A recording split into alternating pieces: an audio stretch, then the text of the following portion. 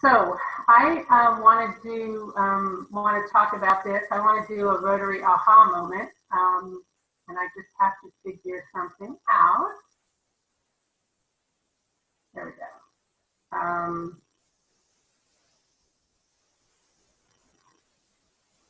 There you are again. I like seeing people every once in a while. This is going to be hard. I'm going to probably, it will make me think I want to do less PowerPoint. All right.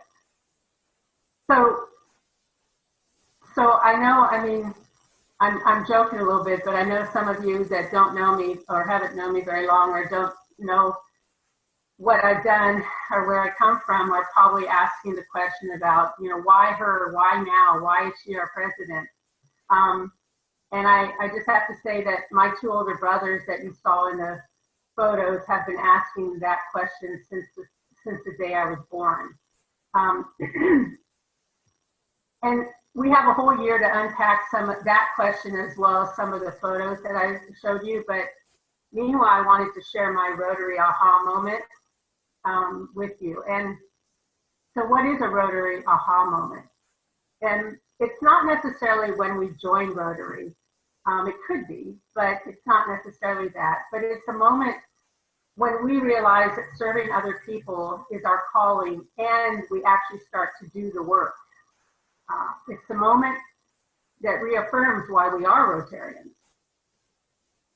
I got the travel bug from my maternal grandmother. And in addition to traveling for vacation, I've lived abroad. When I was 15, I started my exchange year in Germany. In college, I studied in France.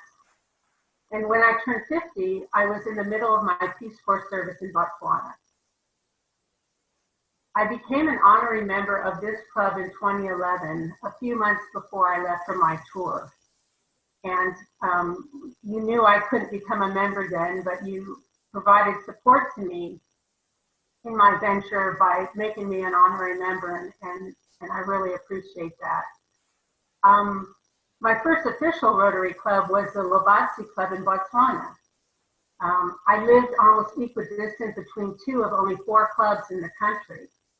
So I thought I would join the small, struggling one rather than the one full of expats that was in the capital. I figured it would be my chance to help them build their capacity, which was my general Peace Corps mission. They made me secretary within the first couple months.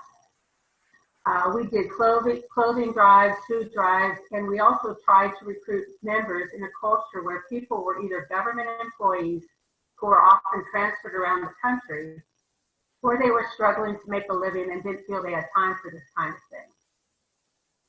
I helped other Peace Corps volunteers access wheelchairs through Rotary.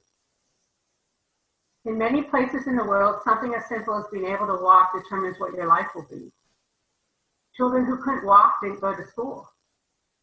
We were able to get wheelchairs to 2 adolescent children in a friend's village so they can go to school for the very first time. Was it too late? Maybe. But in terms of literally picking them up off the ground and giving them a different view of our world, it was a big deal. In my village in Otse, I had a regular route to my job site, and I passed the same people, including a young woman sitting in her yard with a few small children. I would say Dumela when I passed, as one does, and she would smile shyly and return the greeting. That was it. Until one day, 7 months into my service, her name was Catherine, and she was holding her son, Erdo, who was about 18 months old. "Look at my son," she said to me. "Look at his feet. Please help my son."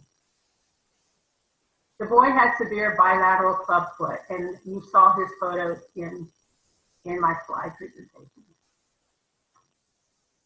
Oh God, I thought. My official job there was to help 3 disability support groups learn how to run nonprofits and raise money to help them out of poverty. It was slow and frustrating work. I didn't speak Setswana beyond basic greetings and saying things like, "I am hungry, I am sick, I am tired, I like watermelon." My assigned Botswana co-worker, who was to do all the heavy lifting, instead left for Canada to take a class and meet Canadian women. We had a European Union grant of 250,000 euros to spend within the next 4 months, and I wasn't getting much help from my site. That's a lot of money if you're no longer paying for staff, conferences, and meals for attendees anymore. Hell, it was a lot of money anyway. I looked at Erdo and Catherine and I wanted to cry. What could I do? What could one overwhelmed and frustrated Peace Corps volunteer in a tiny village in Botswana do to help this kid? What could I even say to her? So I looked at her and I said, in the kind of English that you use over there, I will see. I will see, Ma. So at the office, I began to research clubfoot because I knew very little about it. I actually found an NGO called STEPS in Cape Town that helps give children treatment.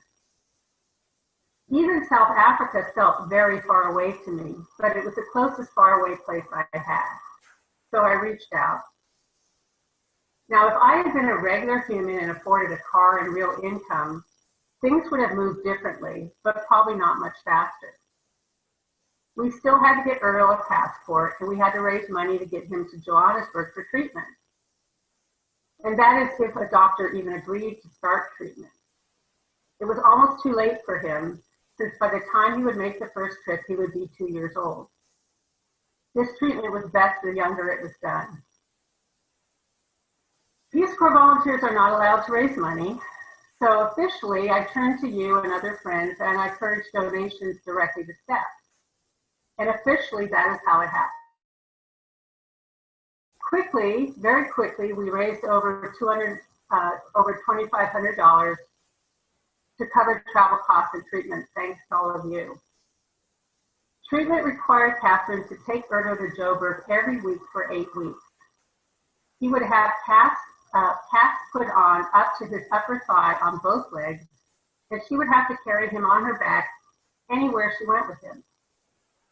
After the casting series was complete, he would need to wear braces 23 hours a day for many months, and then every night for a couple of years.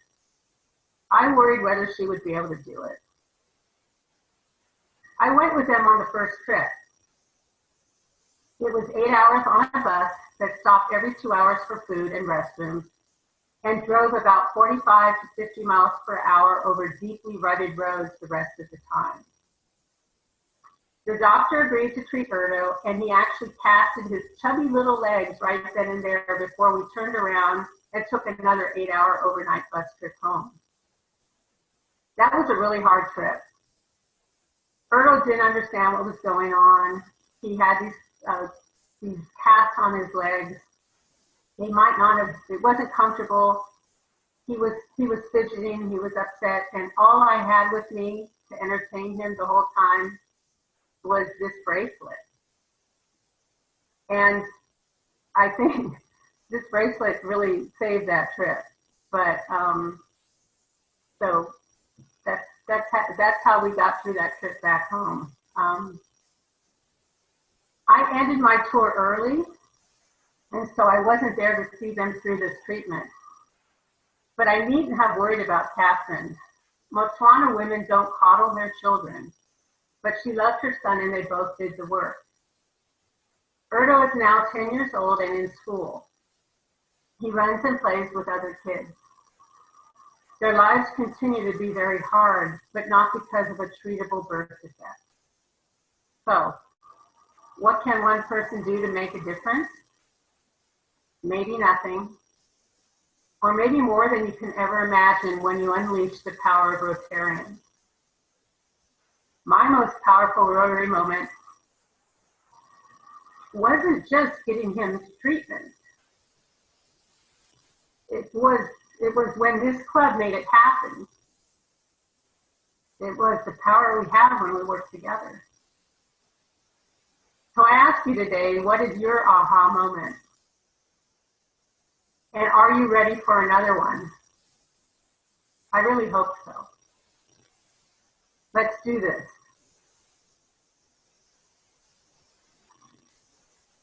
So I want you to think, thank you. I want us all to think about our aha moments. They don't have to be big, huge things. They don't have to, they can impact one person, because impacting that one person impacts everybody around that person and impacts their communities. This boy, he has a hard life, but his life was better now. So thank you. Okay. Let's see.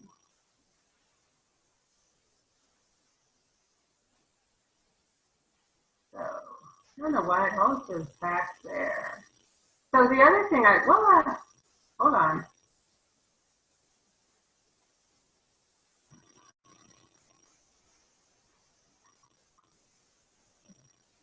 So I'm going to be drawing a Rotarian, or picking a Rotarian of the month every month. And I'm going to be doing this randomly because I feel that you're all fantastic Rotarians already, and I want to recognize you for what else you are. And so the idea is that I'm going to randomly draw a badge box number.